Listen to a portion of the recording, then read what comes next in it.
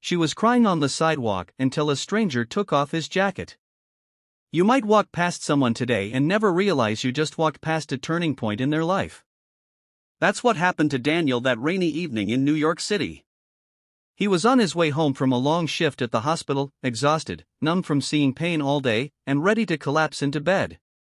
But fate had other plans. As he turned the corner near 83rd and Lexington, his eyes caught something small and fragile curled up by a lamp post. It was a girl, no more than 18 or 19, shivering under the pouring rain, her knees pulled to her chest, her arms tightly wrapped around her legs, and her face buried in her sleeves. Her long dark hair was soaked, sticking to her cheeks.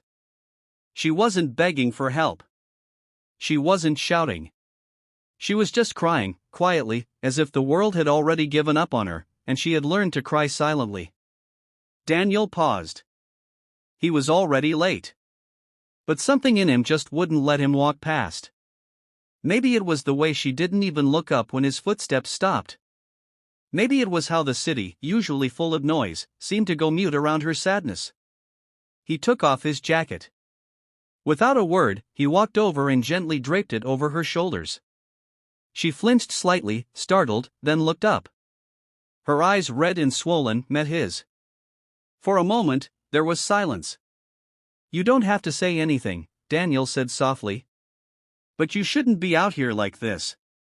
She stared at him, unsure whether to trust or flee. My name's Daniel, he offered, kneeling beside her. I'm a doctor. I won't hurt you. But you look cold, and honestly, you look like you've had a worse day than me. She let out a shaky laugh. It was small, barely there, but it cracked through the ice that had formed around her heart. I'm Lily, she whispered.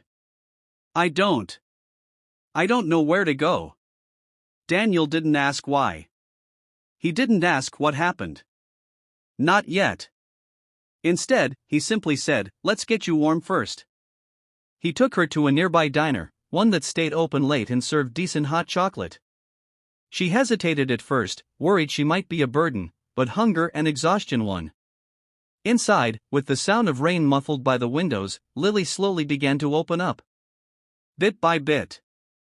She had run away 3 days ago. Her stepfather had crossed lines that should never be crossed, and her mother didn't believe her. School didn't help, she was labeled a troublemaker when she started skipping classes and acting out. The system, as it often does, failed her. She packed a small bag and left. At first, she thought it would be temporary.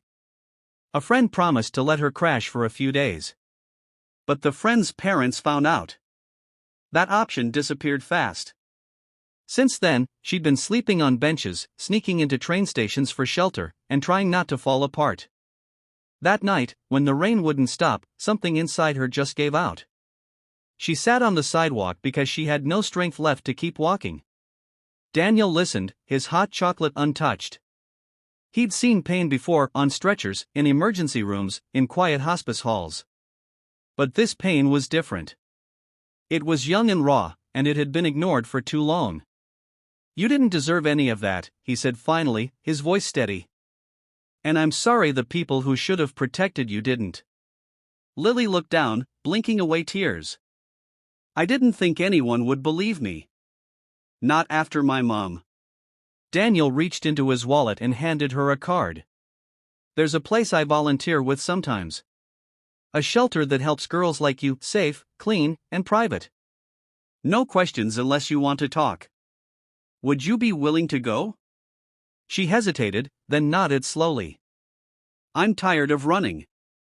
That night, Daniel called in a favor. The shelter made room for Lily. He walked her there himself, waiting until she was safely inside before heading home. He didn't expect to hear from her again. But 2 weeks later, he got a message. Hi. It's Lily. Just wanted to say thank you. I've been sleeping in a bed again. I'm talking to a counselor. I even started drawing again. I hadn't realized how much I missed feeling like a person. Months passed. Daniel went back to his routine, but sometimes, his mind drifted to the girl on the sidewalk. Until one day, he was invited to an art gallery. It was a local youth exhibit, and he almost didn't go until he saw her name on the flyer. There, under warm lights and surrounded by strangers, Lily stood in front of a canvas that made him freeze. It was a painting of a sidewalk at night.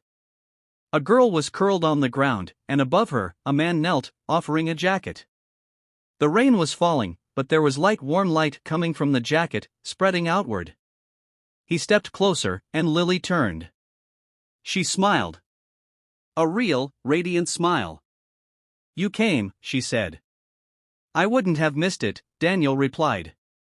They talked that night, not as a broken girl and a stranger, but as two people who crossed paths for a reason. She told him she wanted to study art therapy.